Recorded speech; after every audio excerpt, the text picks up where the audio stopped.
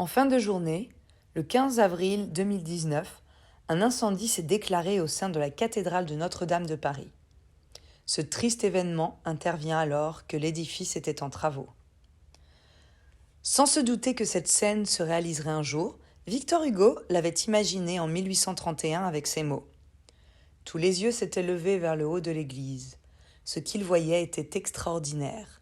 Sur le sommet de la galerie la plus élevée, plus haut que la rosace centrale, il y avait une grande flamme qui montait entre les deux clochers avec des tourbillons d'étincelles, une grande flamme désordonnée et furieuse dont le vent emportait par moments un lambeau dans la fumée. Revenons donc sur ce monument mondialement connu qui a inspiré tout un roman à Victor Hugo. La construction de Notre-Dame aurait débuté en 1163 sur les bases d'un temple romain devenu église au cours du 7e siècle. La construction a duré 107 ans, c'est-à-dire jusqu'en 1250. La durée de la construction a d'ailleurs donné une expression en français, attendre 107 ans, qui veut dire attendre très longtemps. Après 1250, ont lieu les finitions de la cathédrale gothique. Par exemple, on aménage les chapelles et on construit une clôture de pierre autour du chœur. Au XIXe siècle, après la Révolution française, la religion est mal vue et la cathédrale est malmenée.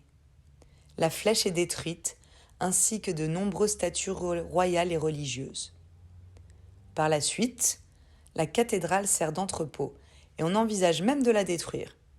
Mais la parution en 1831 du roman de Victor Hugo, Notre-Dame de Paris, relance l'intérêt public, ce qui sauve la cathédrale. C'est ainsi que des travaux de restauration débutent à partir de 1845. C'est à ce moment-là que la flèche, emportée par l'incendie de 2019, est de nouveau ajoutée à l'édifice.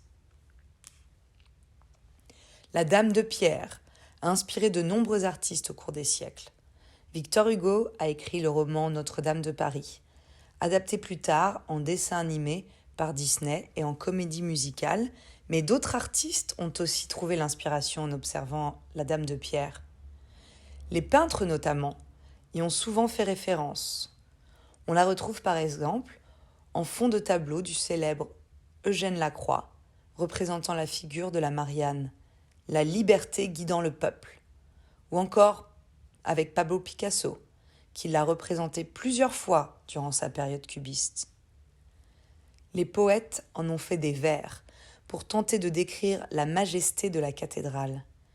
Enfin, Édith Piaf a célébré la survivante en chanson, dressant le portrait du Paris de Notre-Dame, tant le majestueux bâtiment est devenu le symbole de la ville lumière.